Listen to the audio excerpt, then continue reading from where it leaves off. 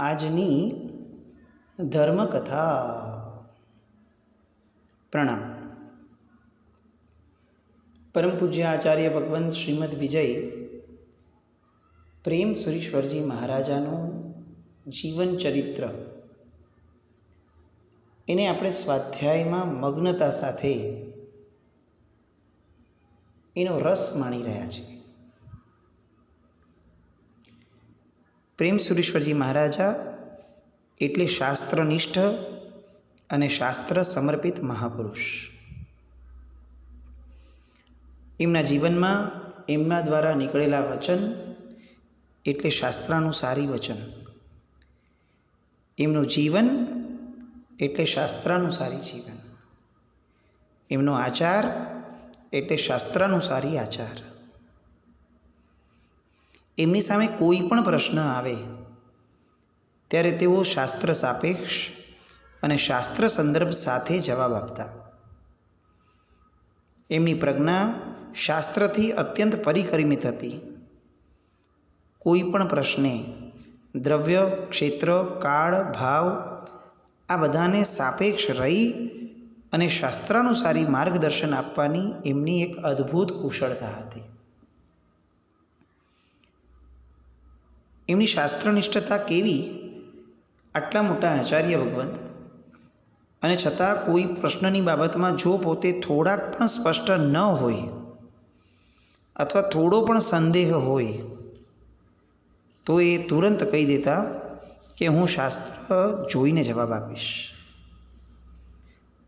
આવી શાસ્ત્રાનુસારી જીવનશૈલી પૂજ્યશ્રીના જીવનમાં રહેતી. શ્રમણ જીવનની પ્રત્યેક ક્રિયાને શાસ્ત્રાનુસારી કરવાની એમની જે રટણની ધારા હતી એનું એક સામાન્ય દ્રષ્ટાંત. શાસ્ત્રમાં સાધુ કઈ રીતે ઉઠે, કઈ રીતે બેસે, કઈ રીતે સૂએ, કઈ રીતે ચાલે એ બધાની વિધિ ભણાવી છે. એ વિધિ જ્યારે તેમના ભણવામાં આવી ત્યારે આચરણ સૂત્રના એ વિધાન સાથે એમણે પોતાના જીવનને કમ્પેર કર્યું. સાધુ કઈ રીતે બેસે તો એમાં આચરણ સૂત્રની વિધિ છે, એક સાથળ જમીન ઉપર સ્થાપેલો હોય, બીજો સાથળ ઊંચો કરેલો હોય.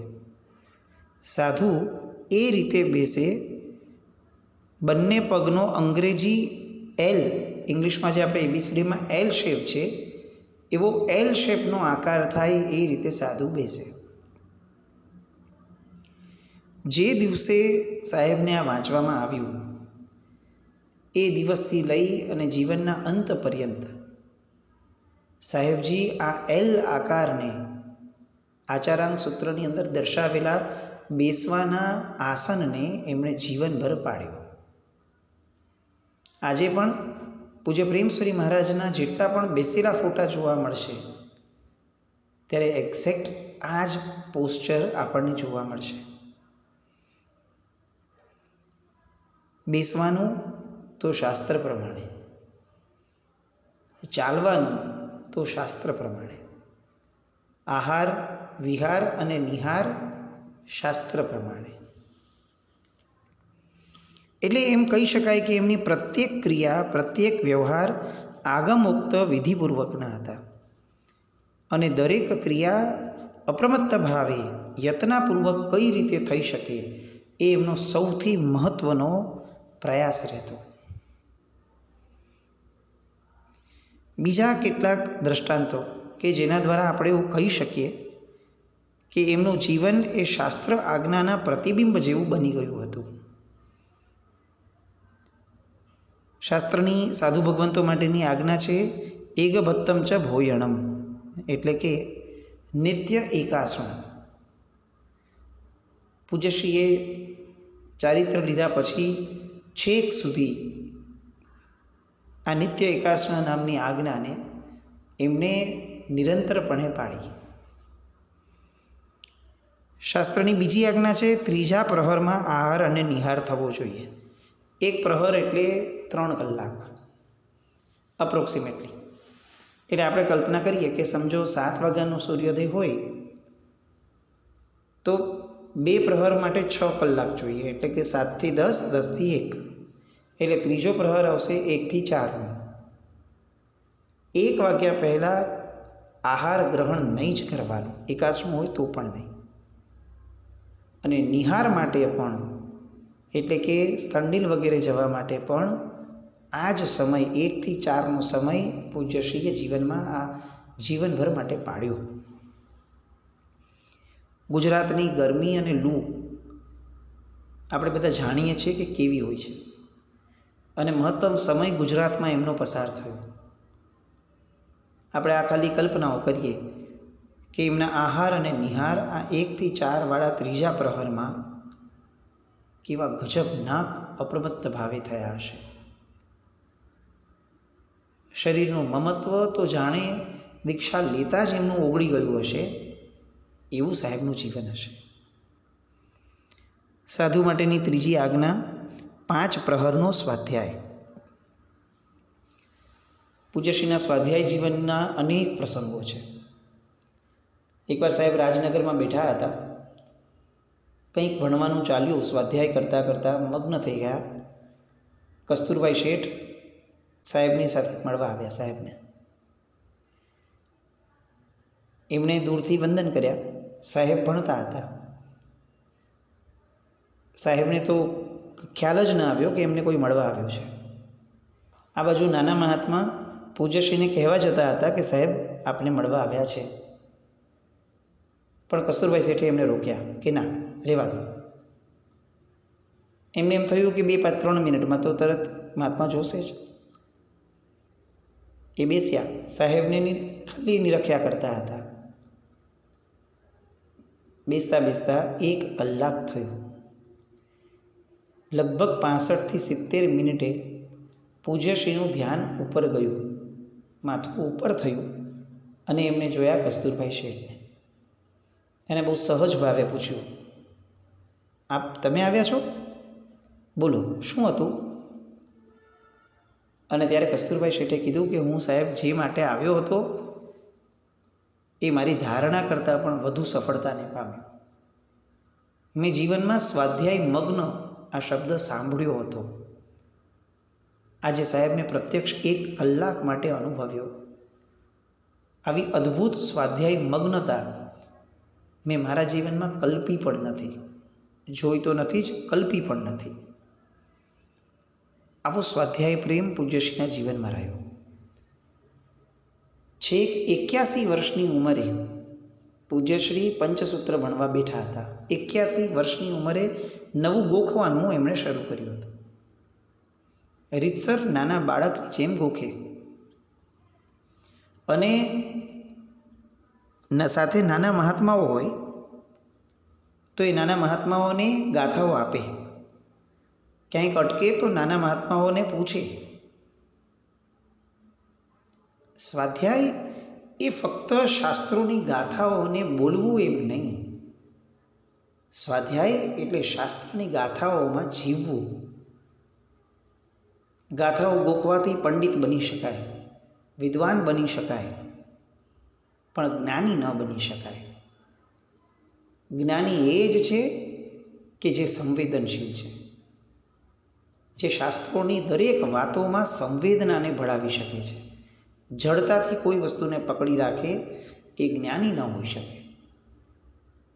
પૂજ્યશ્રી 81 વર્ષની ઉંમરે પણ આવા જ્ઞાની હતા, અને જ્ઞાન પીપાસુ પણ એટલા જ હતા. આમ 5 પ્રહરનો સ્વાધ્યાય, દિવસમાં 15 કલાક સ્વાધ્યાયમાં રહેવાનો શાસ્ત્રનો જે પાઠ છે એ પાઠને સાહેબે જીવનભર સાચવ્યો.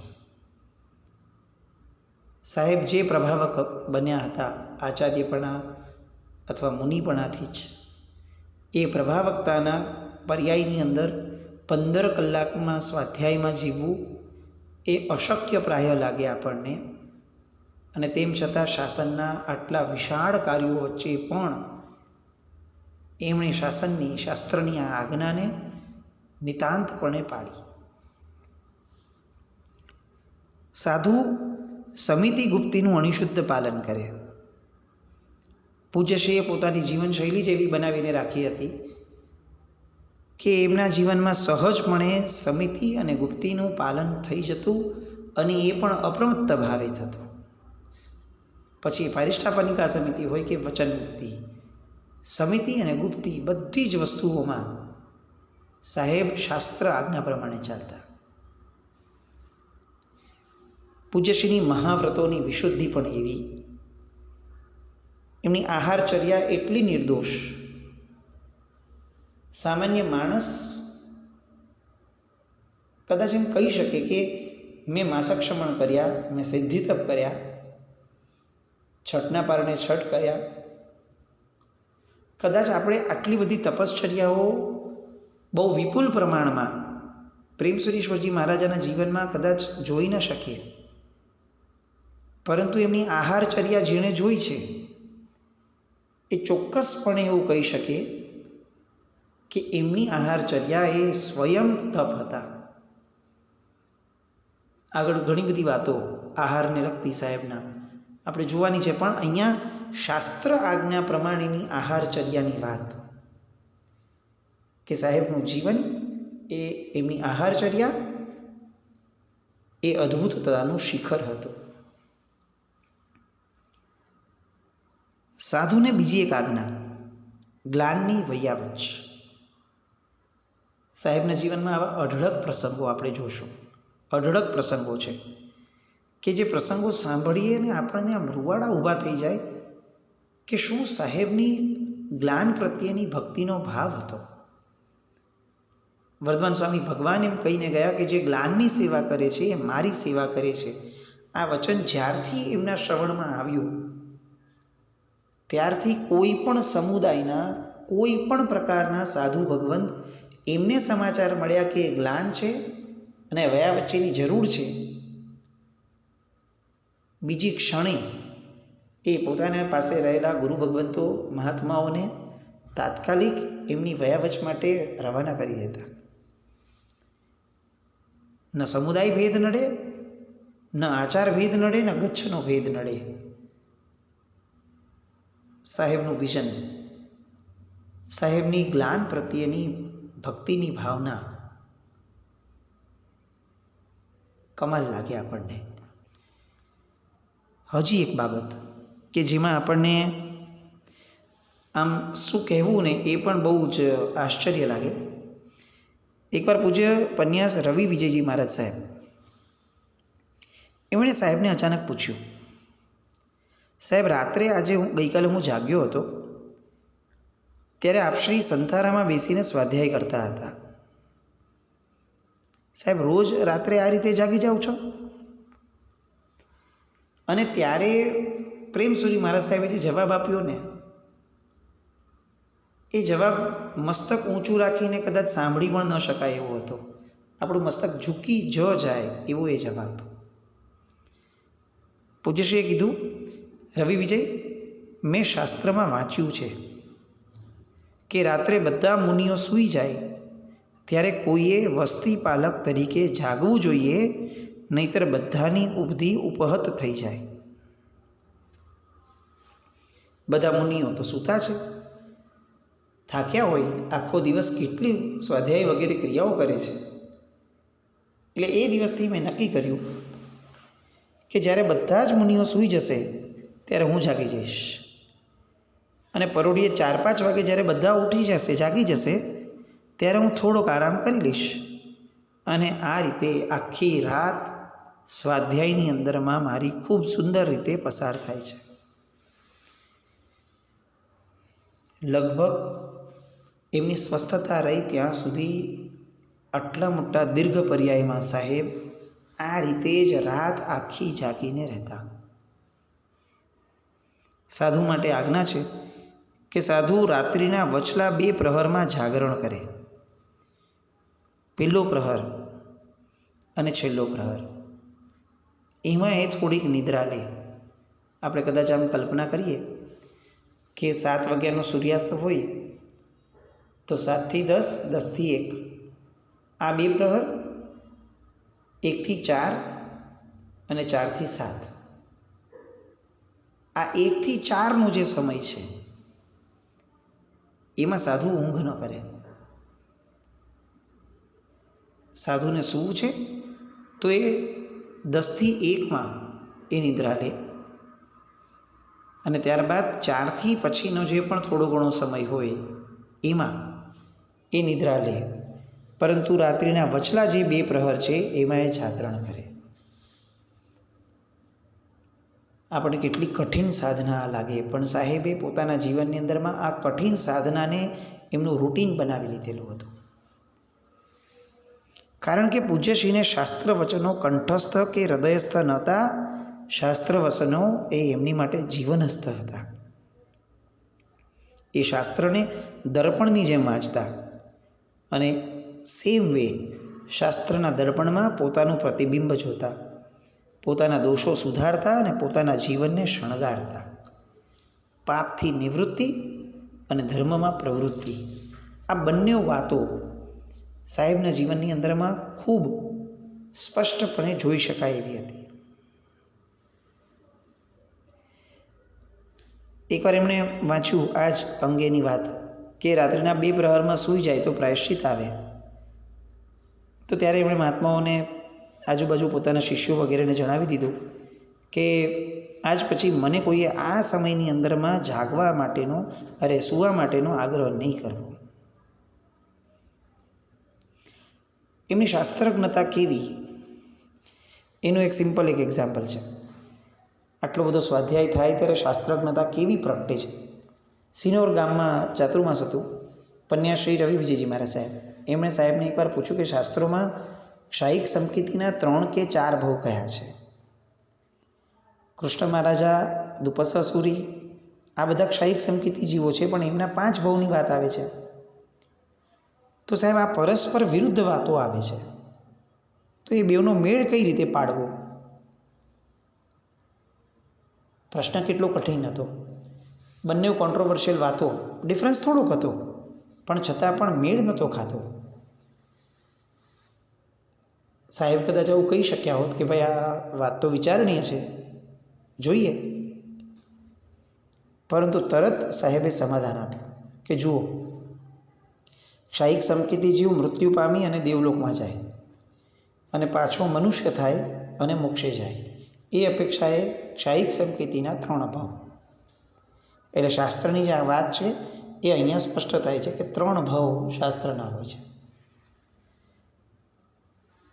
બીજી વાત, ક્ષાયિક સંકેત પામ્યું એ પામતા પૂર્વે જો એમણે એવા પ્રકારના આયુષ્યનો બંધ કરી દીધો હોય તો અસંખ્ય વર્ષવાળા મનુષ્ય કે તિર્યંચ થાય, ત્યાંથી તે મનુષ્ય ભાવના આયુષ્ય કરતાં અલ્પ આયુષ્યવાળા દેવ થાય, દેવ આયુ પૂર્ણ કરે અને મનુષ્ય બની અને મોક્ષે જાય, એ અપેક્ષાએ 4 ભાવ.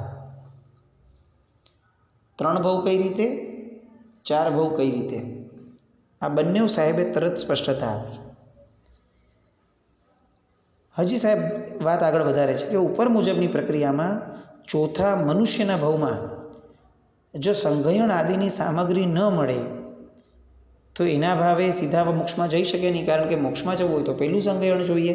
હવે એને જે મનુષ્યપણું મળ્યું છે એમાં જો એને પહેલું સંઘયણ ન મળ્યું તો સંઘયણની સામગ્રીનો અભાવ થયો, અને સંઘયણની સામગ્રીના અભાવના કારણે મોક્ષે ન જ જઈ શકે, તો વચ્ચે એક દેવનો ભાવ કરીને પછી મનુષ્ય પણાય જાય. આ અપેક્ષાએ કોઈક જીવના 5 ભાવ પણ થઈ શકે. એટલે અહીંયા શાસ્ત્રમાં જે 3, 4, 5 આ બધું જે લખ્યું છે એ અપેક્ષાએ ક્યાંય વિરોધાભાસી નથી. એ જીવની પોતપોતાની જે ક્રમ છે, ધારા છે, એ ધારાના આધારે સમજવું જોઈએ. સાહેબ જે રીતે એક એક ઘટનાઓને સમજી અને સાબિત કરતા, એવું લાગે કે સાહેબે આ શાસ્ત્ર વચનોને રગ રગમાં અથવા શ્વાસમાં વણી લીધા છે.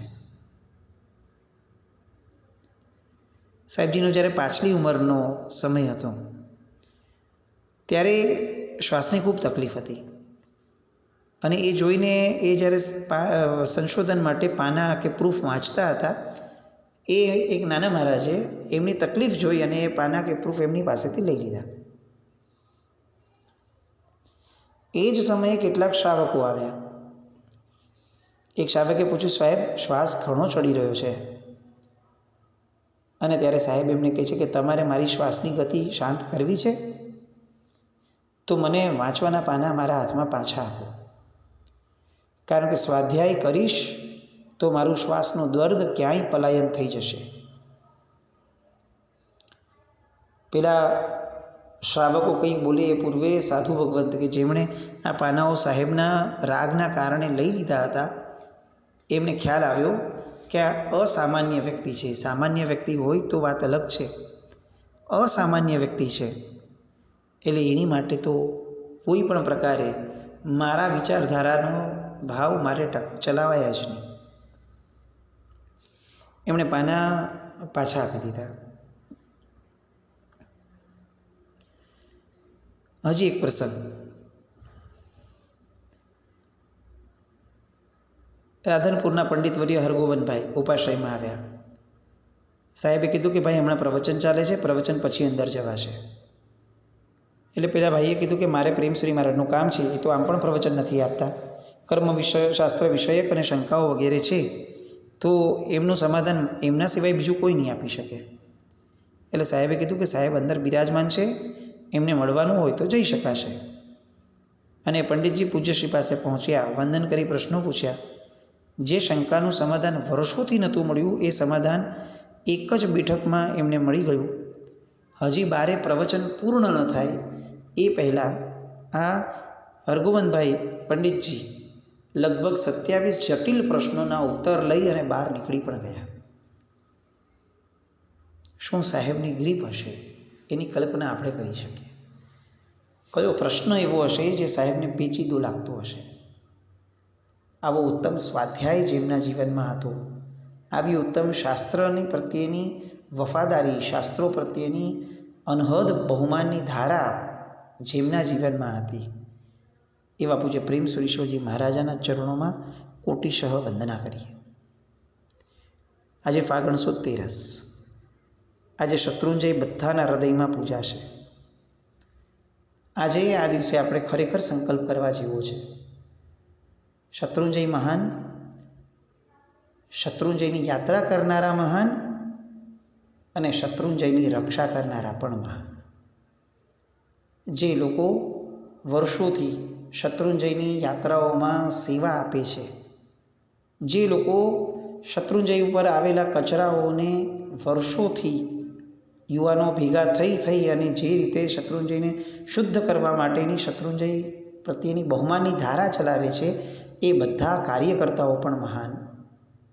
અને શત્રુંજયની આ સરસ મજાની રક્ષાના વહીવટ કરનારા એ વહીવટદારો પણ મહાન.